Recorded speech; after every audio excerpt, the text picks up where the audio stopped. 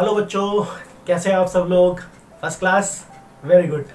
बच्चों, आज हम लोग क्लास 9 का नंबर सिस्टम के एक्सरसाइज 1.2 स्टार्ट करते हैं। ठीक है बच्चों, और 1.1 आप लोगों को अच्छे से समझा दी, उम्मीद है समझ में आई होगी। ठीक है, तो बच्चों आज हम लोग स्टार्ट करते हैं फिर 1.2। ओके, तो देखिए बच्चों, ये स्क्रीन पे दिया हुआ है पहला क्वेश्चन, और इसमें क्या पूछा है, कह रहा है कि every irrational number is a real number. बताओ भाई, एवरी इरेशनल नंबर, कोई भी इरेशनल नंबर हो वो रियल नंबर होता है?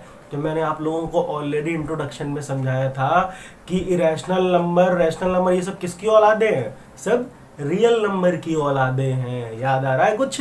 हाँ, तो ये बात बिल्कुल सही है, बिल्कुल ट्रू है। देखो, कोई भी इरेशनल नंबर आप लिख लो, जैसे मैंने यहाँ पे लिख लिया बेटा √2 लिख दिया, या फिर √3 लिख दिया, √7, तो ये सब क्या है? इरेशनल नंबर है, मगर ये क्या है? रियल नंबर भी है। ठीक, तो पहले वाले का आंसर क्या हो जाएगा? ट्रू। पहले वाले का आंसर हो जाएगा yes, every irrational number is real number. तो पहले वाले का आंसर क्या हो गया? ट्रू हो गया। इतना क्लियर है? अच्छा, आगे बढ़ते हैं। तो फर्स्ट पार्ट का हो गया ट्रू। अब देखो सेकंड बोला है, every point on the number line is of the form √m where m is a natural number. अब देखो क्या कह रहा है, कह रहा है नंबर लाइन पर, जैसे नंबर लाइन होती है ना, हम लोगों ने पढ़ी हुई है, ये नंबर लाइन है। तो कह रहे हैं नंबर लाइन पर क्या केवल ऐसे रूट वाले ही नंबर लिखे जा सकते हैं क्या? m क्या एक नेचुरल नंबर है, जैसे मान लो ये √7, √3, तो केवल रूट वाले ही नंबर हम नंबर लाइन पे लिख सकते हैं?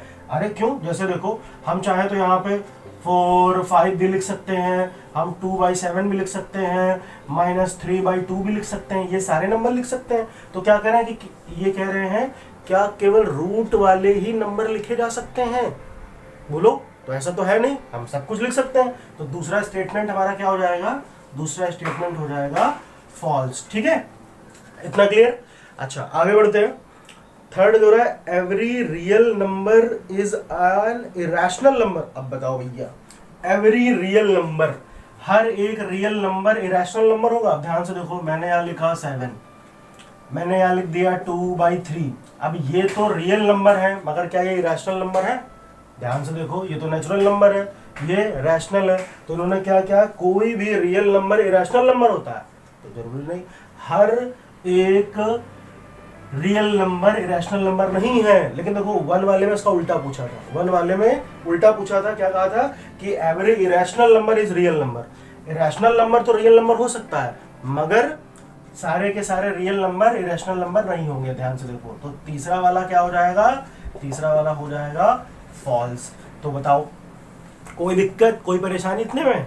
ठीक है, चलिए आगे बढ़ते हैं, सेकंड क्वेश्चन की तरफ बढ़ते हैं। बच्चों ध्यान से पढ़ो, देखिए इसमें क्या बोल रहा है कि are the square roots of all positive integers irrational. बताओ, कह रहा है कोई भी पॉजिटिव इंटीजर का अगर स्क्वायर रूट निकाला जाए तो वो सिर्फ इरेशनल नंबर ही आएगा। अगर ऐसा है तो बताओ, अगर ऐसा नहीं है तो बताओ। कह रहा है if not give an example of the square root of a number that is a rational number.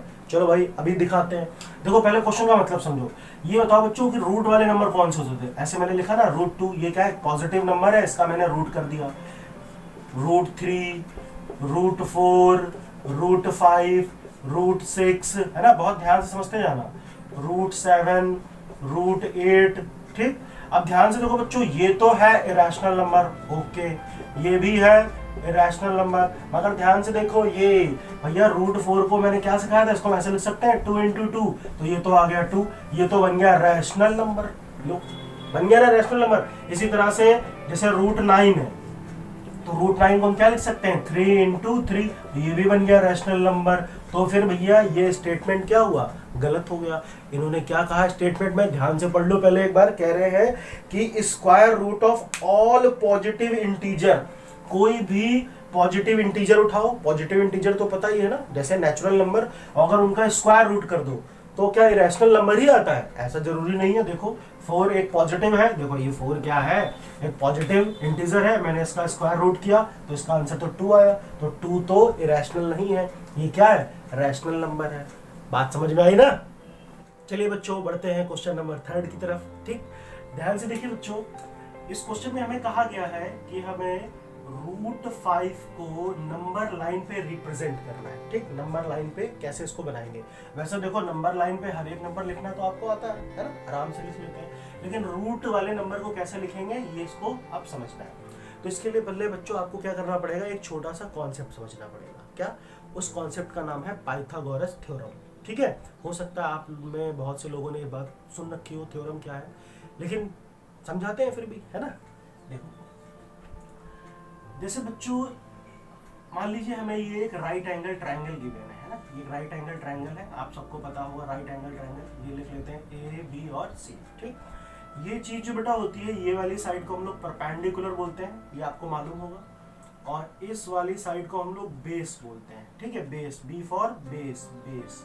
और इस वाली साइड को बच्चों हम लोग क्या बोलते हैं, हाइपोटेनियस, ठीक है, हाइपोटेनियस, एक्स से लिखते हैं। तो इनके बीच में एक रिलेशन होता है, क्या रिलेशन होता है कि एच स्क्वायर यानी हाइपोटेनियस का स्क्वायर इज इक्वल होता है perpendicular square plus base square, perpendicular square plus base square, ठीक है। अच्छा, अब इसमें एक चीज समझते हैं, जैसे देखो ध्यान से क्या मैं कहना चाहता हूं। जैसे मान लो कि बच्चों हमें 4 + 3 कितना होता है, 7 होता है, ठीक। अब देखो पाइथागोरस की हेल्प से हम 4 + 3 5 प्रूव करते हैं। कैसे, ध्यान से समझो, एक लॉजिक समझा रहा हूं आपको। तो देखो अगर बच्चों देखो ध्यान से देखो, अगर मैं परपेंडिकुलर को 4 लिखूं और बेस को लिखूं 3, परपेंडिकुलर को लिखा 4, बेस को लिखा 3, चलो यहाँ पे आते हैं। H square is equal to perpendicular की जगह लिखा 4, 4 का स्क्वायर, बेस की जगह लिखा 3, 3 का स्क्वायर, है ना, स्क्वायर कर दिया। तो अब ध्यान से देखो हाइपोटेनियस कितना आएगा, 4 का स्क्वायर 16, 3 का स्क्वायर 9, और 16 में 9 ऐड कर दो तो कितना आ रहा है, 25। अब बेटा देखो ये स्क्वायर है ना, स्क्वायर जब हटता है, इधर से स्क्वायर हटाएंगे तो यहाँ पे ऐसे रूट लगा देते हैं। अब हमें ये मालूम है कि 25 किसका स्क्वायर है, जल्दी बताओ, 5 किसका स्क्वायर है, 5 का। तो एक बात आपको समझ में आई कि देखो मैंने 4 + 3 को ऐड किया, स्क्वायर किया, 5 आ गया, ठीक। तो ये पाइथागोरस थ्योरम का कॉन्सेप्ट है।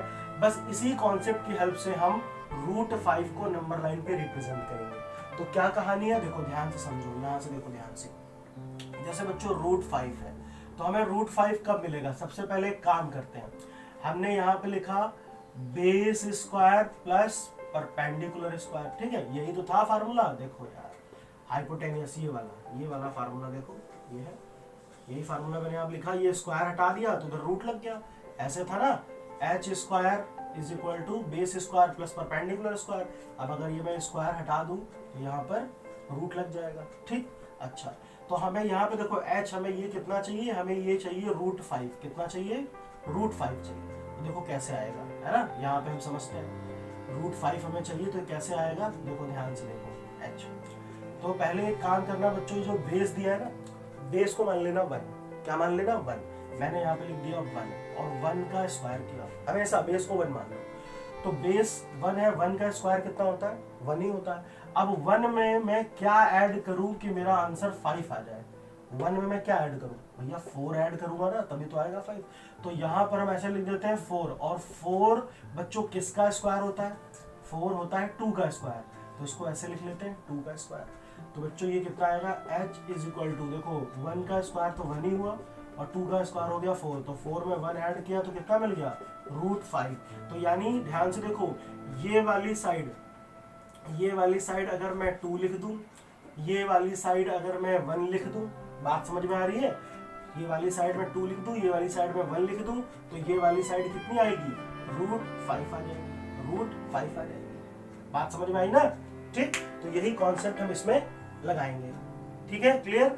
चलो फिर स्टार्ट करते हैं, ध्यान से देखो, ध्यान से देखो कैसे। और एक काम करो सब लोग, एक काम करो, पता है क्या, जल्दी से कॉपी निकाल लो और पेंसिल ले लो, स्केल ले लो। अब जो मैं यहाँ करने जा रहा हूँ वो आप अपनी कॉपी और पेंसिल से लिखते रहो, तो आपको समझ में आएगा। तो सबसे पहले स्केल उठाओ बच्चों, है ना, करो मेरे साथ में करो, स्केल उठाओ और ऐसे एक लाइन खींच लो, ठीक है, ये सीधी सी लाइन, मैंने थोड़ी सी टेढ़ी खींच, अब यार मैं तो ऐसे ही बता रहा हूँ ना, आप स्केल से खींचना तो एकदम सीधी बनेगी, सीधी लाइन, ठीक है।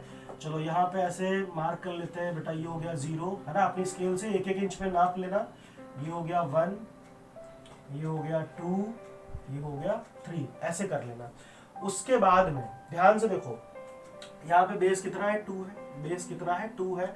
अब देखो वन लोगे तो परपेंडिकुलर मुझे 2 लेना पड़ेगा, तो उससे कोई दिक्कत नहीं, यहाँ से चले 0 से 1, फिर 1 से ये 2, यहाँ तक आ गए, ठीक है, ये 2 हो गया। अब यहाँ पर स्केल रखो, 2 पर स्केल रखो और ऐसे एक सीधी लाइन खींचो, एकदम सीधी लाइन खींचना।